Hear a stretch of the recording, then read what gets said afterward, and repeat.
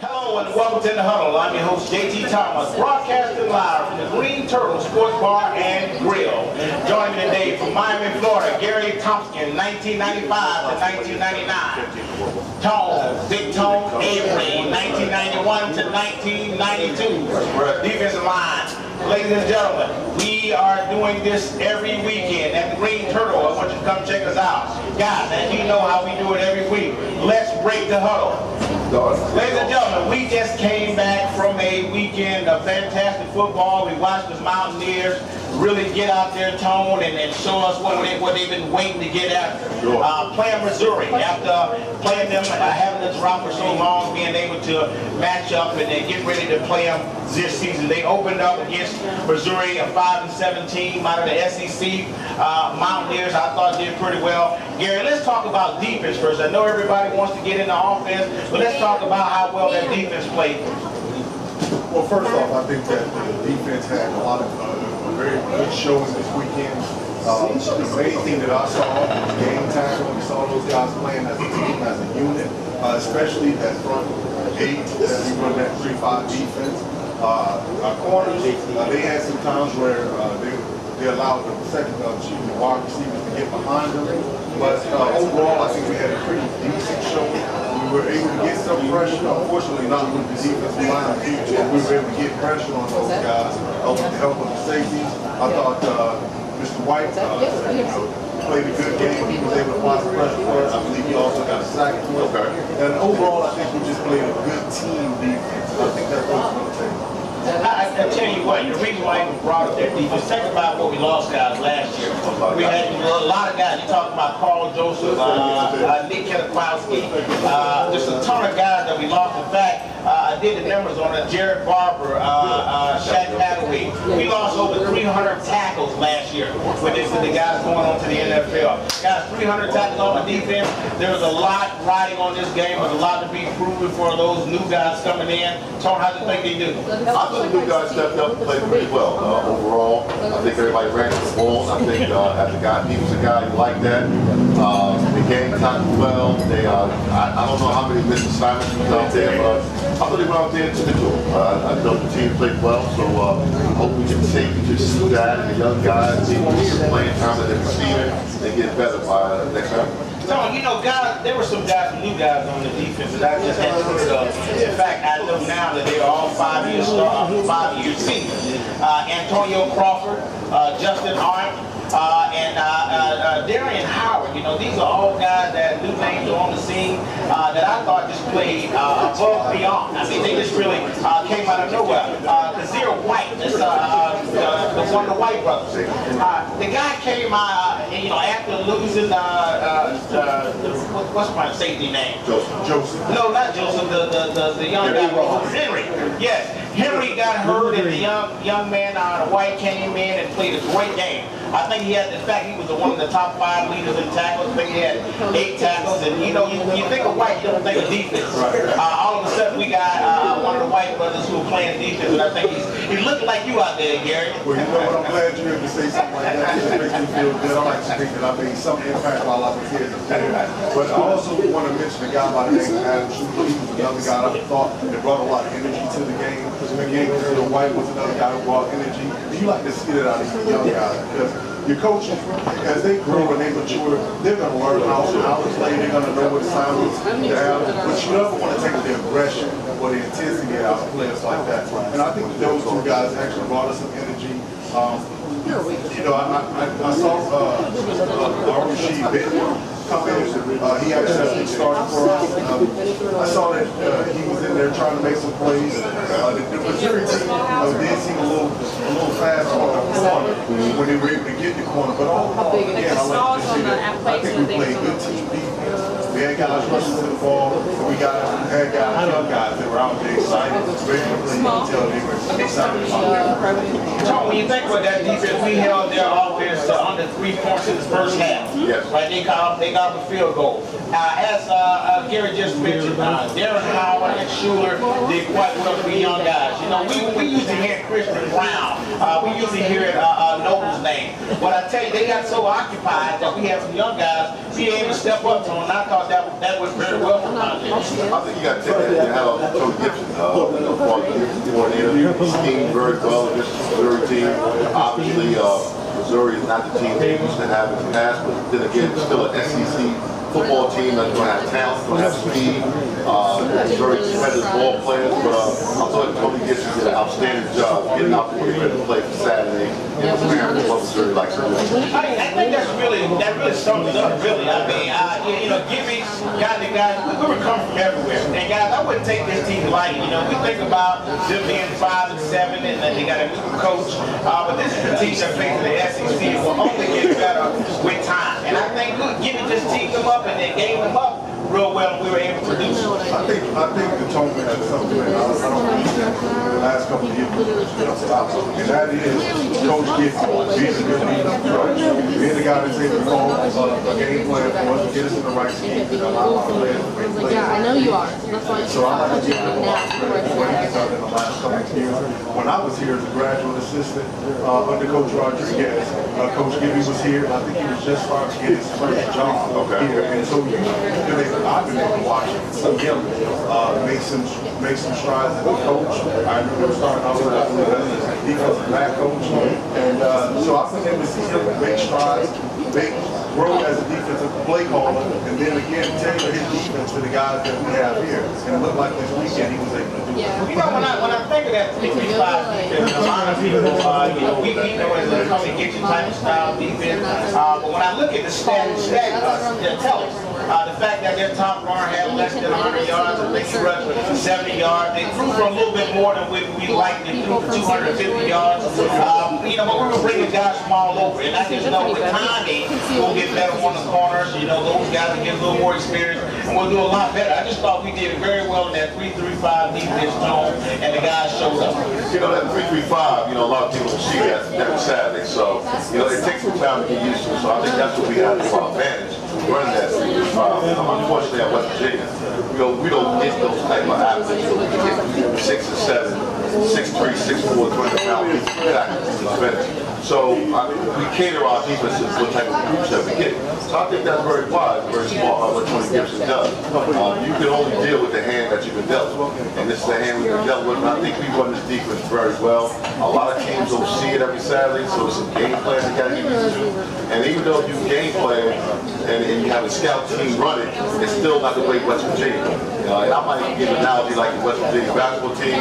You can symbolize the press, but when you see it really on you, it's a whole lot different. It's the same thing with that 3-3-5. You know, when I think about it, and I mentioned earlier, I said, you know, most of the guys who are on our defense, they're 5-year seniors, right? They're 5th-year seniors. You know, in this defense, it takes you 3 or 4 years just to understand it.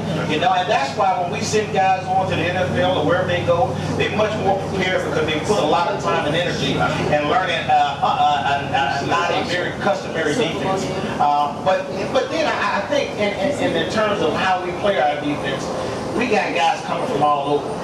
You got what they call instead of a strong state, it's abandon, that's spurred and abandon. You know, which is those are 2 guys who play up top, and they just kind of come from all over. And that's kind of a little different. But it works for us, and I tell you what, I feel good about our defense. When I thought going into this, Gary, that was going to be an issue for us. We lost so many guys, and I figured, you know, we were going to struggle. But it's just the opposite in this game 1. Well, it seems like we're at the point we were last year with game 1. We thought that the offensive line was going to suffer, they were going to struggle, and then we happened to, you know, by the end of the year, we thought they were the strongest one. Now, I don't want to go ahead and try to prophesy what's going to happen by the end of the season, but so far we have a pretty good showing with our defense. The guys are coming, like you said, Coach Gibby did a good job. He's got guys coming from all types of angles, and I think that just allows us to get as many playmakers as we can on the field.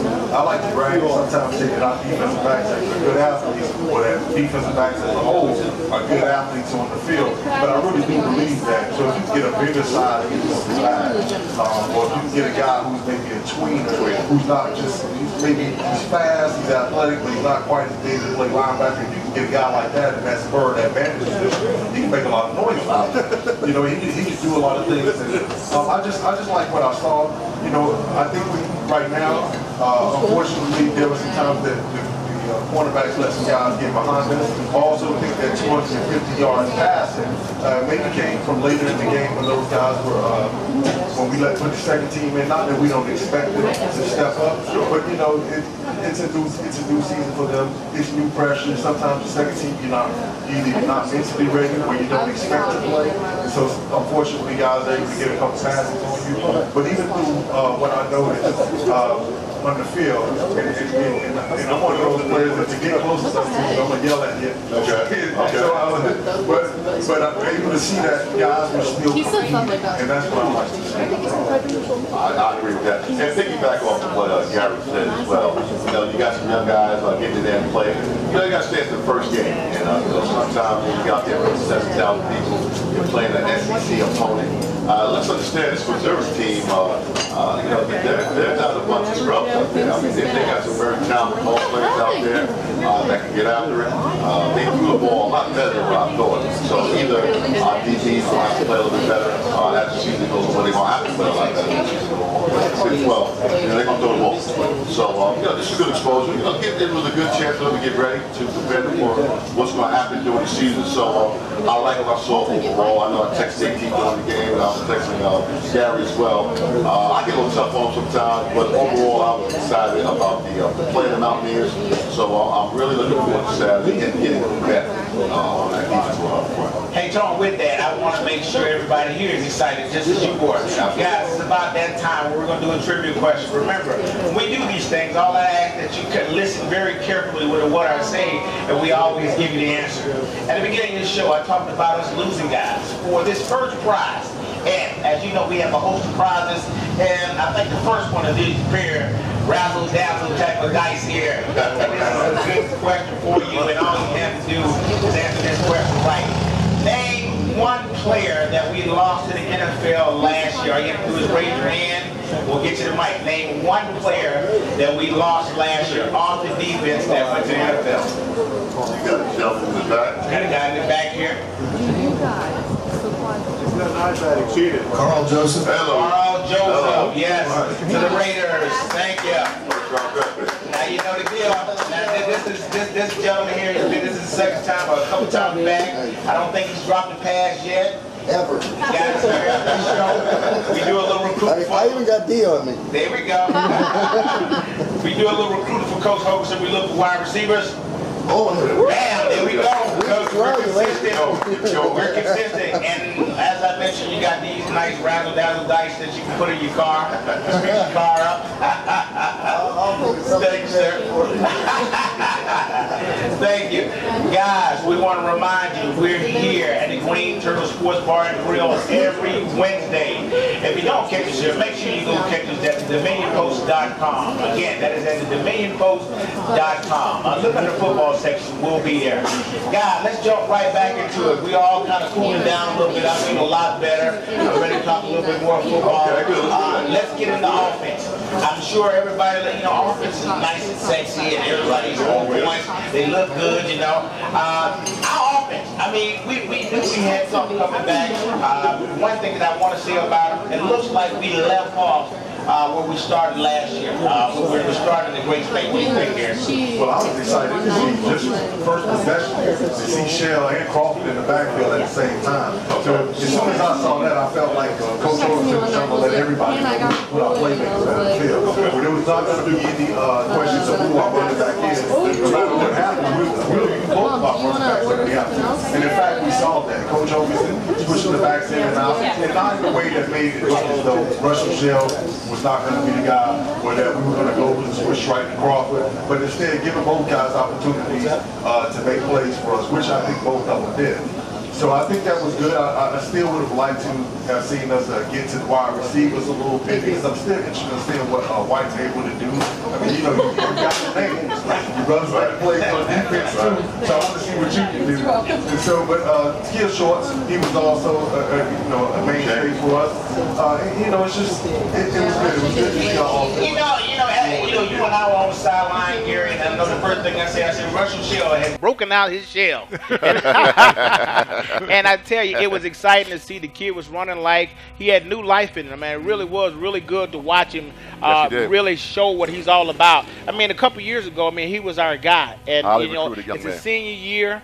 He's not going to give up in terms of trying to demonstrate to the Mountaineer faithful that he's still the guy he used to be. What do you think about him, Tom? You know, I like Shell, and I think if you go back to some of the previous shows, I spoke very highly of this young man.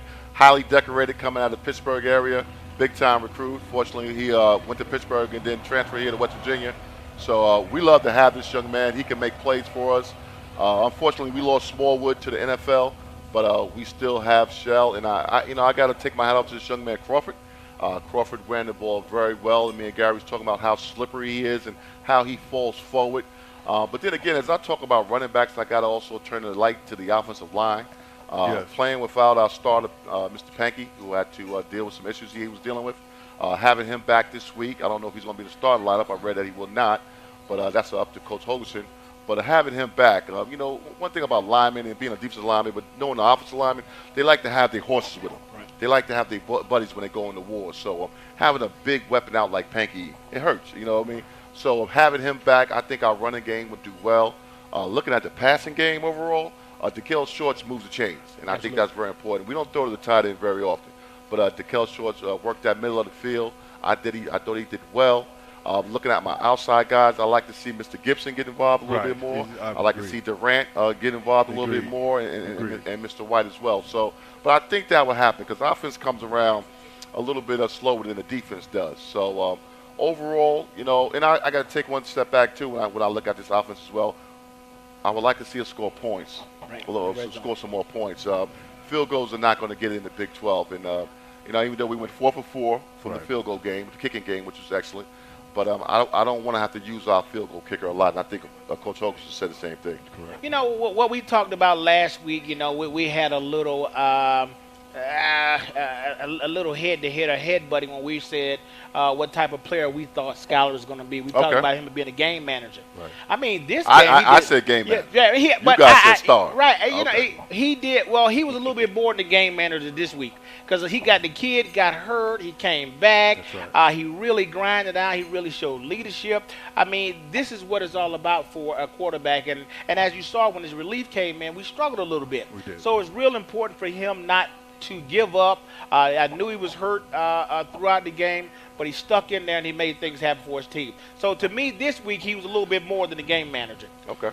So I'm going to go ahead and have to point out this is the part of the show where Tone starts hating. Yeah, speak up so I can hear you. I'm going to go ahead and beat him to the punch, okay? So with Skyler Howard, I think one of the things that we have to look at is I know that there's been times that even myself, I've been hard on him. And I think that's just because he's got some hard acts to follow. Yeah. I mean, you talk about Pat White, you talk about Mark Bolger, you talk about the history of quarterbacks we have here, and Kelchner, Studstill, Major Harris, Gino.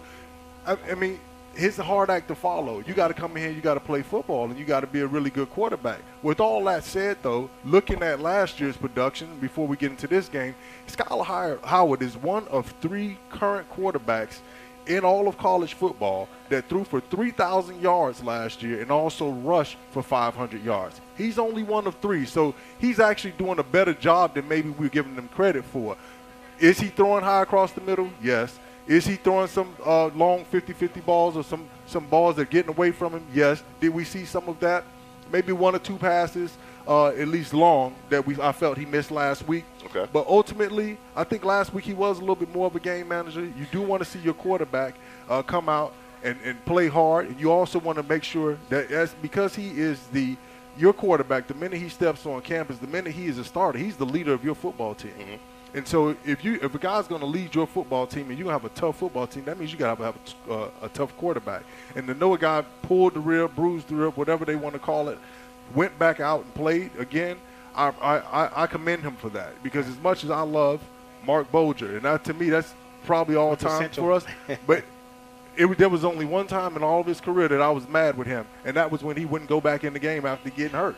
So I have to give Skylar Howard some credit for what he's been doing, and I got to give him some credit for being a tough quarterback. You know what he does though. What happens when you have a quarterback who gives his all? You start seeing the offensive line struggle a little bit. You start seeing those runners get through those holes a little bit more quicker. Mm-hmm. And I thought Crawford just really helped Skylar in terms of, this kid's coming out of nowhere. He was in junior college last year. Mm-hmm. Now he's playing. He's getting a lot of playing time, and he's being productive. The kid had over 100 yards his first game, his first game, and really, really, really, really helped our football team. Guys, we're going to get right back into it. You got a question?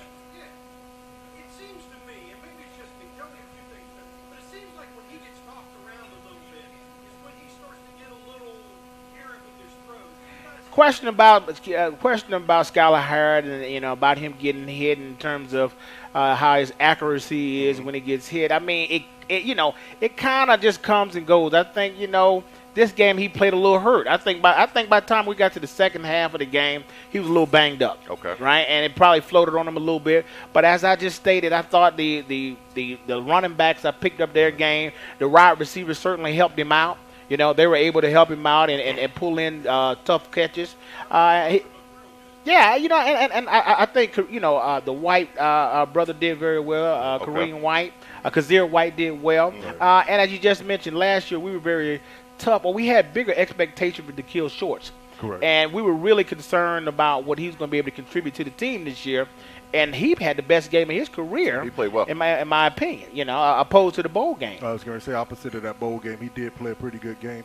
And even with White, I remember when Coach Holliday was here with the receivers. His focus was always, if you can't contribute by catching the ball, then I need you out there blocking. I need you out there doing something else to help this team. And so, listen to Coach Hogerson.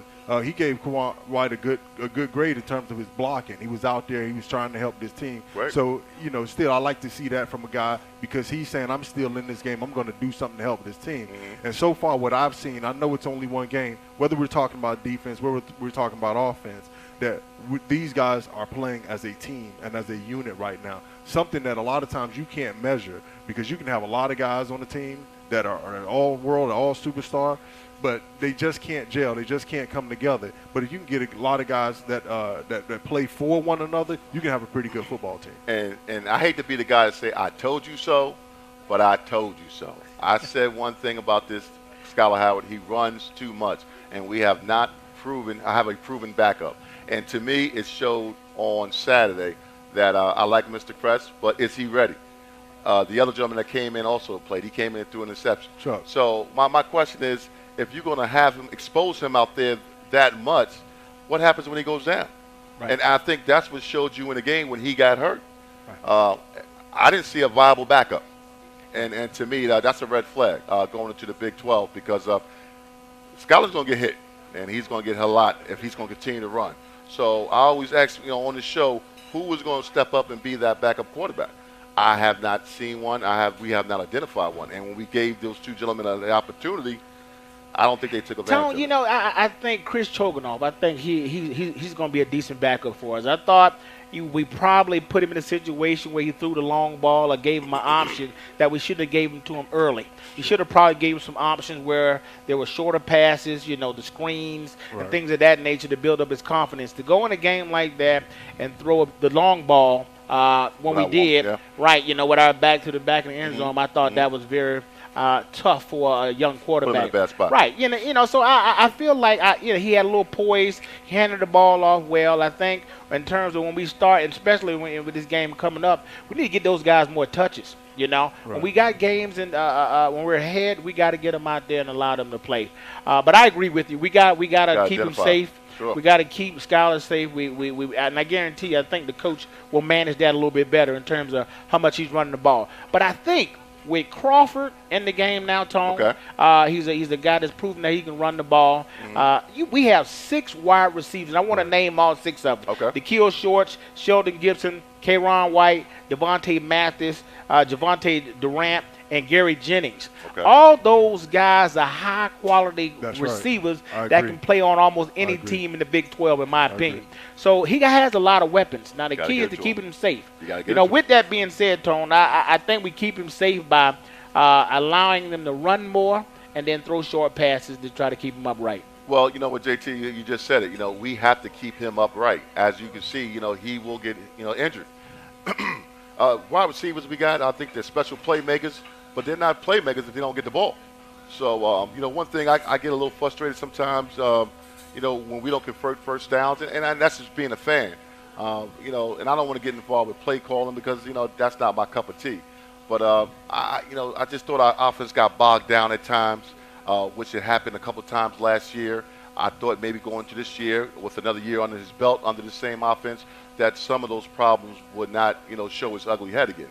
But it seemed like early that some of those problems started showing its head again when we couldn't convert and we couldn't score when we need to put up points. So again, I'm not going to jump off the the edge of the earth right now, but these are some of the red flags that I'm looking at, big picture, going down the road that we need to clean up. And I think Hogerson also said the same thing.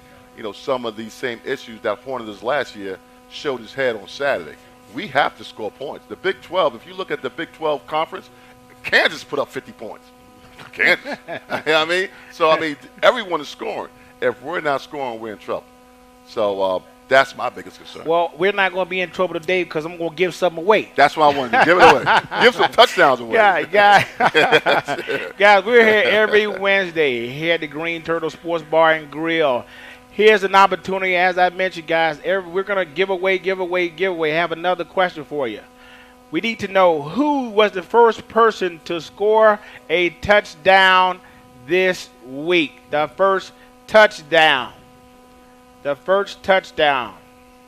All you have to do is raise your hand. I'll give you A or B. Give you some options here. It was either Sheldon Gibson, it was either Russell Shell, or it was. We got a hand up yet? Russell Shell, or it was Crawford. A, B, or C. We got Sheldon, Crawford, or Shell. The first touchdown. Yes. Sheldon. Shell. You're right. Shell. Russell Shell. And we're going to get you something good here. What we got here? We're going to get you. We're going to get you an autographed picture of Pat White. Okay. Oh. And I think you were on site when we got these autographs. I think Awesome. Thank you again for coming out. Guys, we're going to give away. So we want you to come on down here and check us out every Wednesday. We're going to keep this thing moving, guys. We're going to talk about football. This is what we do. And, guys, this is our perspective. This is what's cool about this and what I really like about our particular show. We're former players. We've been in the trenches. We kind of know what it feels like. But yet we have very, very high expectations for our team. We know the grind. We know that these guys are going to get better. In fact, if you tell me if you agree, guys like to hear us challenge them to get better. Oh, of course. If you're any kind of athlete, I don't care what sport you're in, you're always looking for the challenge. You're always looking for someone to push you just to get a little bit harder, go a little bit harder. Even you push yourself. If if you're that guy coming out of high school and you're running 4.5, when you get to college, you want to run 4.45. Once you start making it to 4.45, you want to be make a 4.4 flat. And so no matter what you're doing as an athlete, you want to continue to push yourself. And it's always better when you have a teammate, especially if you have a former player there on the sideline or someone that you recognize that when you were being recruited that was there in the program. You like it when those guys push you. So I think they enjoy our perspective. I think they like hearing from us what, as former players, what we feel like they could be doing better so that they can try to implement those things. Because just like a big brother mentality, I like to kind of make my brother proud. Sure. Tony, you mentioned this earlier about offensive lines and how they like to have their unit together, and then they're missing the guy. Yannick Conjunction went down this week, and the young guy, Colton McKevich, right? The kid comes in off the bench cold, and he's playing against one of the Big 12 most dominant defensive linemen, number 91, Harris, from the Tigers.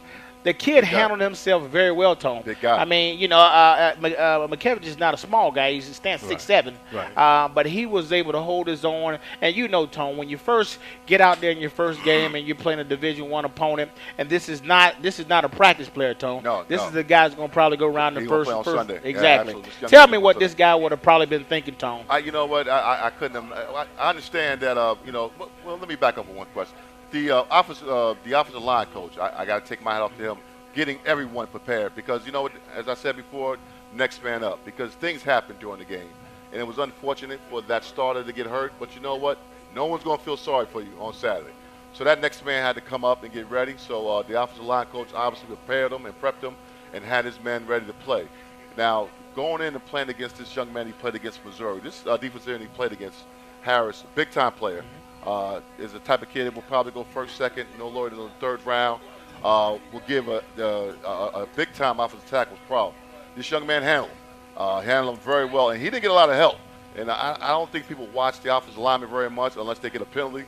But this guy stepped in and he played well. Yeah. And he held his own and didn't get a lot of double teams or help, or he didn't even get a lot of chips from the tight end. We don't use tight end a whole lot, but. He did well, JT. Yeah, it was I got to take my hat off to him. It was good to see our offensive linemen. In fact, I thought they were dominant. In regard to this. We rushed for nearly 300, I believe it was over 200 yards. Yeah, about 200-some yards. Against we the SEC rushed. team. Yeah, against the SEC team, team. a quality team at that tone. I mean, that's saying something. I think we had nearly 500 yards total offense. That's a lot for our first game out against an opponent that's kind of a foreign opponent that we don't see quite often. Now, our guys, this is coming out the garage. I thought it was a good test run for us. It's a good way to start the season. Like you said, good test run. You got an unknown opponent. One thing we have to give considerations for is the SEC is a tough conference. And arguably, in some people's mind, maybe the best conference in football right now, at least in college football.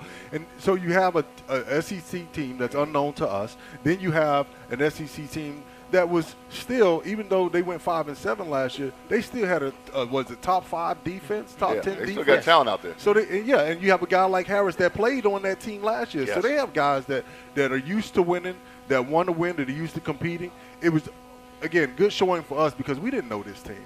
We didn't know what we were getting into, and I think the fact that we could put up 500 yards or close to 500 yards, the fact that our offensive linemen didn't make mistakes, and that they were able to handle that team convincingly, the fact that our running backs were able to go out there and put up some numbers. I mean, really, we didn't have a lot of mistakes. Obviously, as players, we want to do anything that we can to see us play a perfect game or to do a lot better. However, we did really good this game, and I think that we had a really good showing. You know what? I didn't see a lot of yellow flags. Right. It was kind of a clean game, both sides of the ball, so that makes the game go a lot faster. So to be the first game of the season and you didn't get a lot of yellow flags, that's great. Right. That's great. It shows that they was disciplined. It showed that the coach had them ready to play on Saturday, and and that's something. Penalties is just something that just drains the life out of you. So and we didn't have a lot of them, or really not that many. No. So that's definitely a positive for us moving forward as far as getting ready for next Saturday. One thing that I noticed, and you guys tell me if you notice, from an offense perspective, and I don't know if we're changing up our mentality or what have you, but no tempo. You know what I mean? It wasn't our offense. We were used to tempo, but yet we were huddling up a little bit more this game. It seemed like either we were trying to feel this team out, but I didn't feel like we were getting tempo all throughout the game. What do you think about that? I think the reason we didn't go tempo, I expect to see tempo coming up. I think the reason we didn't go with tempo is simply because, one, there was no continuity on the line, and we had some young guys at receiver. So you don't want those guys out, put them in situations where they're making mistakes right out the gate, first game of the season, because that can destroy a player's confidence. And so you don't want to put them in situations where they can't just be athletes, where they just can't go out there and use their skills. So I think when we get our linemen back and we start to kind of identify ourselves as a team, we'll go a little bit more tempo. I believe that we did go tempo a couple of times, and I actually think it cost us. Right down near the south end zone, we had a second. We're in the red zone, I think, within the 5-yard line.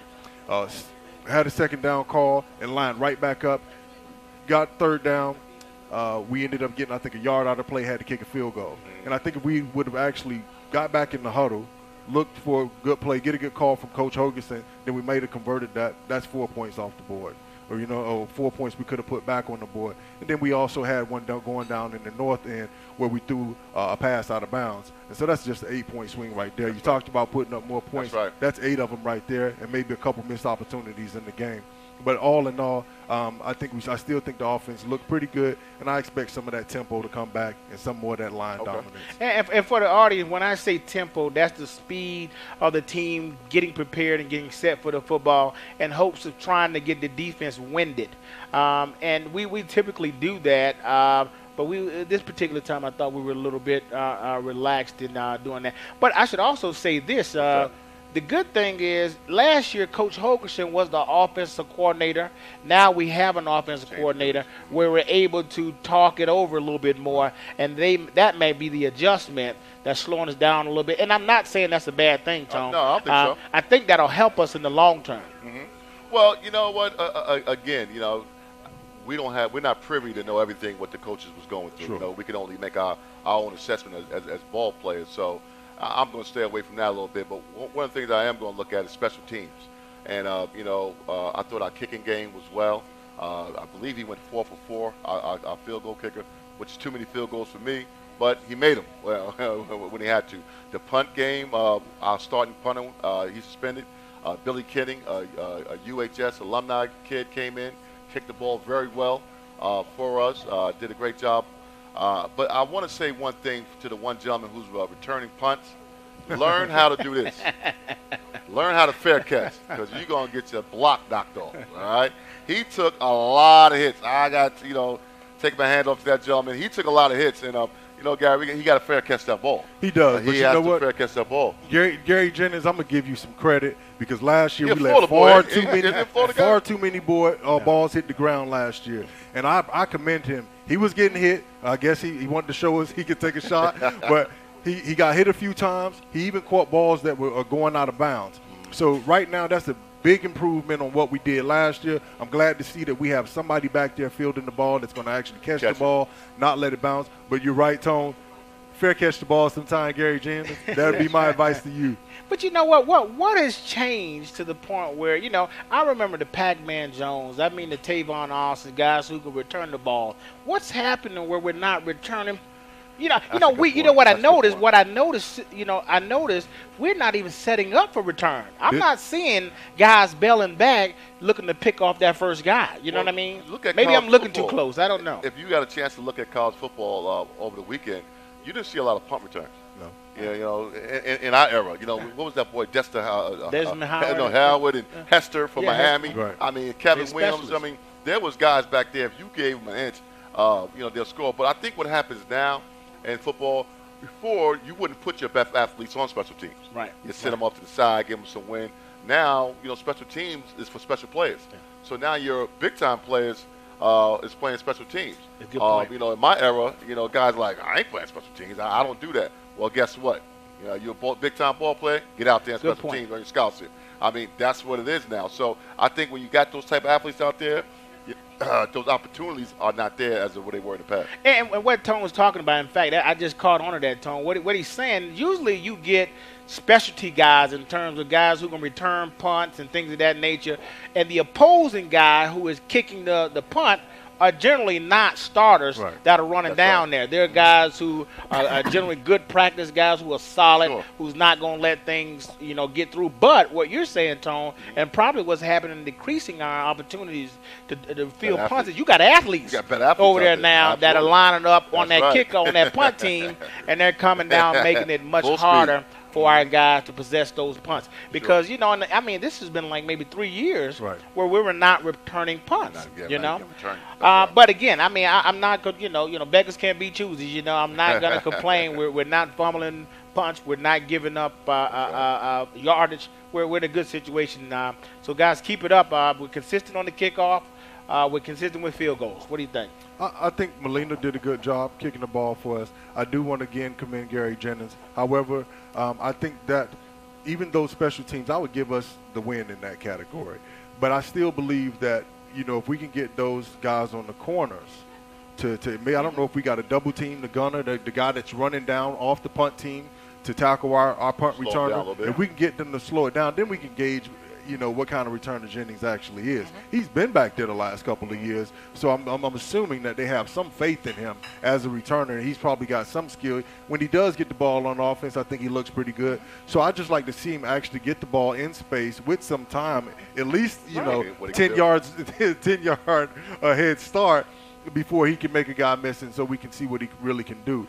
And I think that's just one of the small areas that we need to improve on. I think, again, special teams, we did well, but if we could get those gunners stopped, if we could maybe, field the ball inside of the 10, if we can get maybe an extra block here or there, a couple of plays here or there, other facets of the game, I think actually we probably end up with a 30, 42-point game, somewhere in there. And it's just a matter of just another point or two away. So I think that it's a good start to the season. I think it's a good start for us to look at and say, okay, we beat this 5-7 Missouri team, and then going into the next week, we get to work out some of those kinks on a good 1AA team, but a good championship series team in Youngstown, and then really get into our season.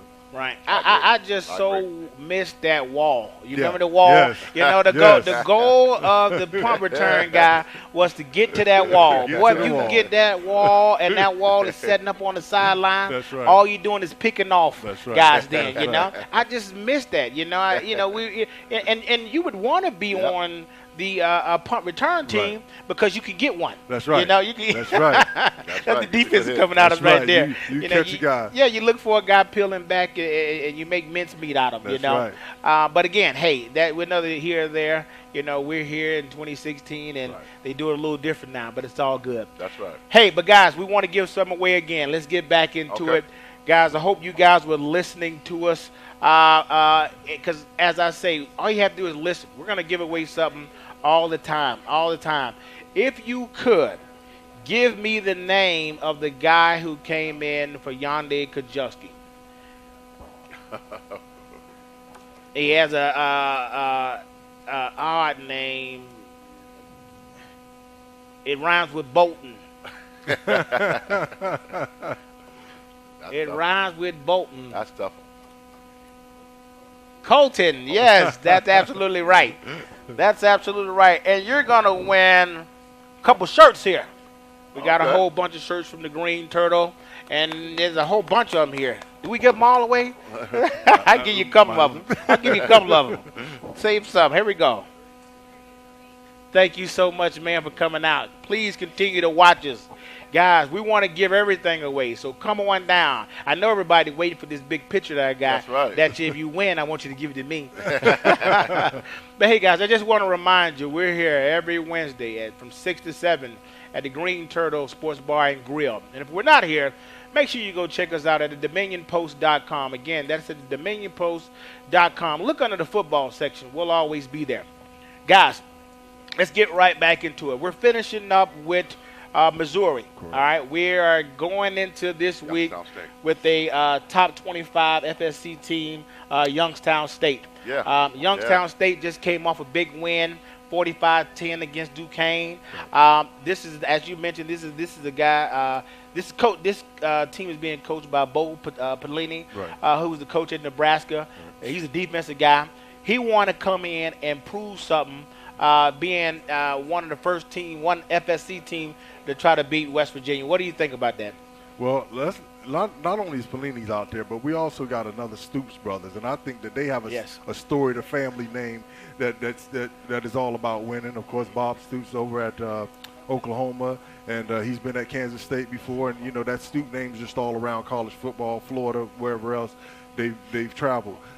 So you got a good team. I think about this team now, Youngstown, as I would Marshall, how they went through a series of wins and going to the playoffs every year in their conference and coming up with championships. Those guys are proud guys. They've got trophies and conference titles and championships that they go and walk past every day, that they get to see that I'm a part of a storied program. I'm a part of a program that actually is a winning program. And so when you start winning, I don't care what level, then there's a sense of pride. So I don't think that those guys are just going to be pushovers. I just know that the biggest difference between our level of competition than theirs, usually it's at the line of scrimmage, and that's usually where we win out. But I expect them to have athletes. I don't expect our corners or our wide receivers to believe that they're just going to beat their cornerbacks, or that we're just going to, shut down their wide receivers. Because if you run a 4-3, you run a 4-3 no matter what level you're on. That's right. And so, and like I said, the biggest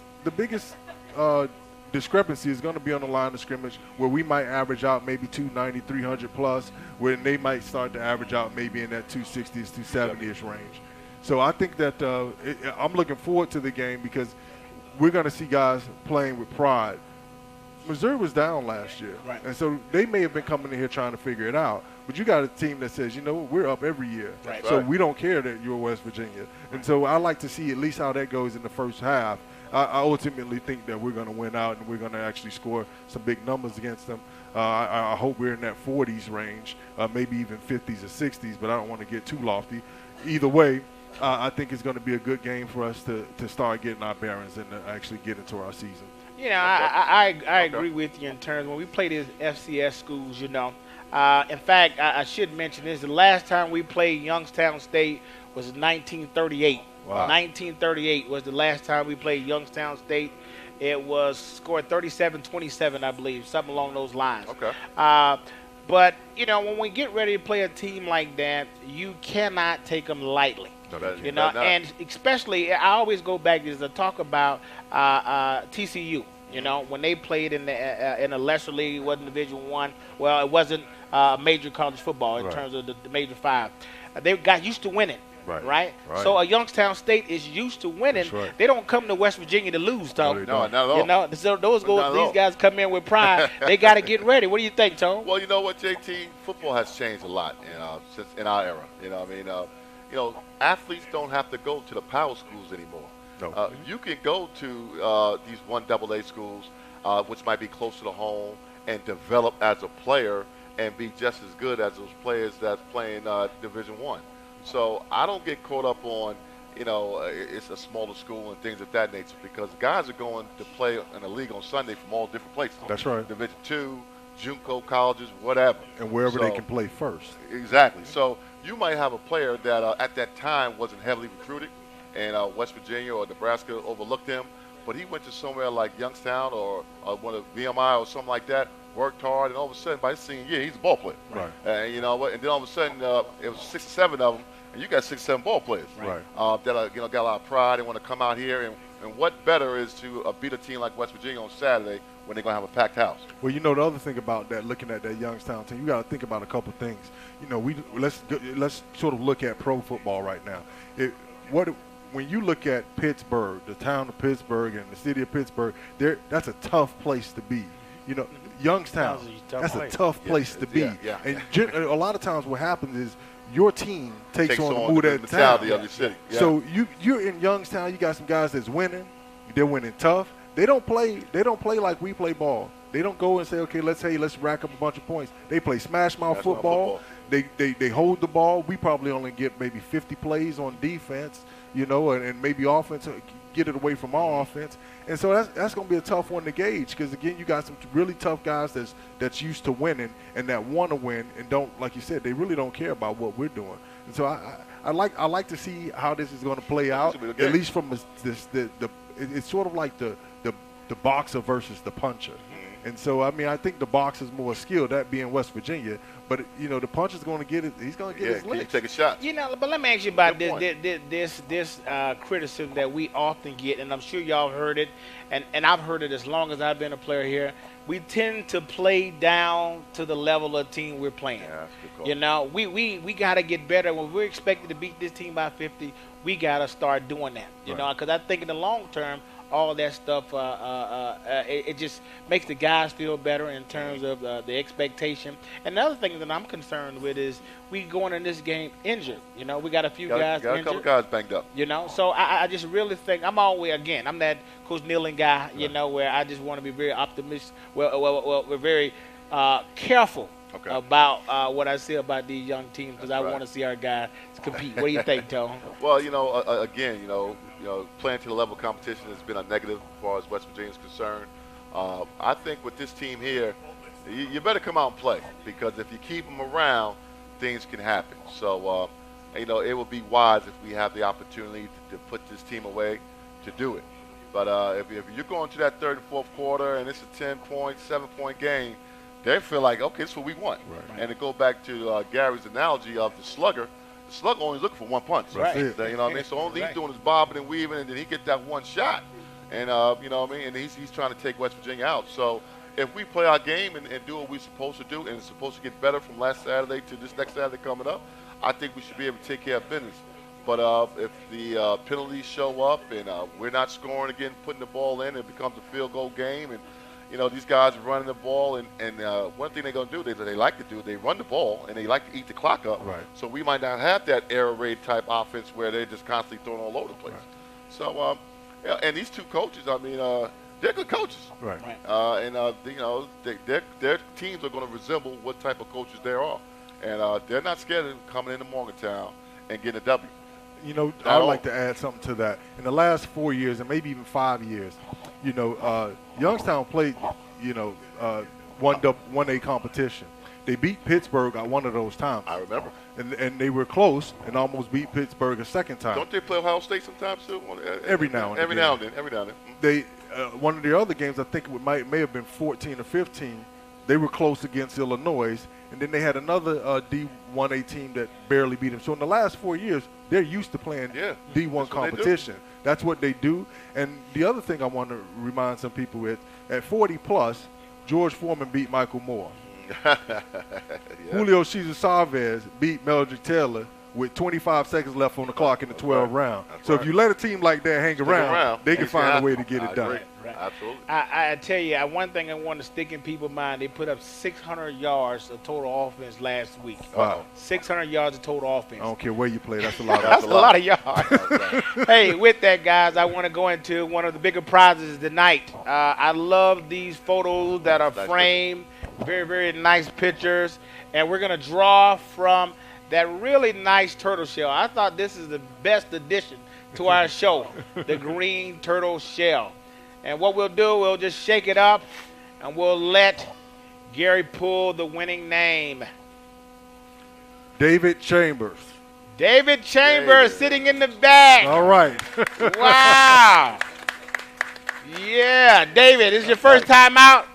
I haven't been in Morgantown for 6 years. Wow. Oh, congratulations. Welcome back. Welcome back. I live in Charleston, South Carolina now. Okay. For this weekend. Wow. Oh, that's nice. This will look good in my house. Good. Enjoy. That will work. Enjoy. As I said on the last show, That's there's nice. a Mountaineer everywhere. That's right. Congratulations. Thank you. All righty. Guys, as you see, every week we're giving away. So come on down. The Green Turtle every Wednesday at 6 p.m. Again, if you don't catch me here, make sure you go check us out at thedominionpost.com. At thedominionpost.com, look in the football section. You'll see us. All righty, guys. We're getting to that point. We're going to give away a few more things. Okay. Got a few. I want to give a subscription away. 1 year subscription to the Dominion Post. Name. What do we got? 1 year subscription. Bob Music. Bob Music. And he left. He left. Just left. That's the funny part. Right? Just I'll take it for Bob. Okay, let's pull another name. That's why it's so important to hang Stick around around. to the end. Stay to the end. Lauren Roberts. Lauren. Oh, man. Wow. All these Roberts guys, man. South Carolina guys. Man, there you go. I got one more autograph picture for Patrick White. We got another one here. We ready? Joe Seifert. Joe Cipher. There you go. Congratulations. The Pat White photo. Wow. Good. Oh, Congratulations. There you go. That Oh, was that's, that that's the next for best cover. thing right there. There Thank you go. man. You will. All righty. As you see, I got a couple more shirts here for the Green Turtle. What we got, Tone? I have a, who's this here? A Lee Queen. There we League go. Queen. I don't know if he'd be able to fit them shirts, but I know I couldn't. I know I couldn't. Congratulations, sir. Good to see you again. All righty. Hey, congratulations. Hey, guys, we're almost done here, but we won't leave. We wouldn't leave without allowing you to ask a few questions. If you have a few questions, we'd love to have them, and we'll give you our best answer. If you would, throw out some questions. Yes, sir. Good point. He asked about our red zone. Very good question. Offense. How does he think we can improve? That's a really, really tough question because, you know, when we had Karan White, in my opinion, seems to be the guy that we could be able to go to. But I'm just not seeing us being able to hit that yet. You know what I mean? In terms of the jump ball. That was my point. Yes, yeah. We got it. You think about guys like Dave Saunders, Sean Foreman. I'll never forget when those guys were on our team, whether we were doing skeleton drill, that's just defensive backs versus wide receivers, one-on-one drills, and even I have a story when we played against Miami where a friend of mine was covering Sean Foreman, a guy by the name of Nate Brooks, was covering Sean Foreman here at Mountaineer Field, and he said to him, "You know what it is. I know what it is. The whole stadium know what we're running. Stop it." Yeah, They say the average football play lasts 4 to 5 seconds. 4 or 5 seconds later, we had a touchdown. Right. That's what I'm looking for out of a guy like Karan White.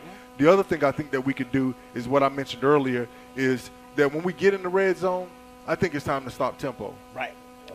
Let's decide. We're inside the red zone. Let's get a good play call, and let's see what we can do to work. And going back to JT's old favorite play. Let's go to a boot waggle sometime out there. That's the answer. That is the answer. That is the answer. That's the play. And why I originally went straight to jump ball, because in these first couple of games, we can run. We may be able to run here and there, but when we get in the Big 12 play and that red zone, I think you just got to have a dominant player that's going to go get the football. I don't think you're going to run consistently in the Big 12 with a big front. What do you think, Tom? I'm like, why not? Why can't you? Why can't you? I just think it's very difficult. I think you got big bodies in the Big 12.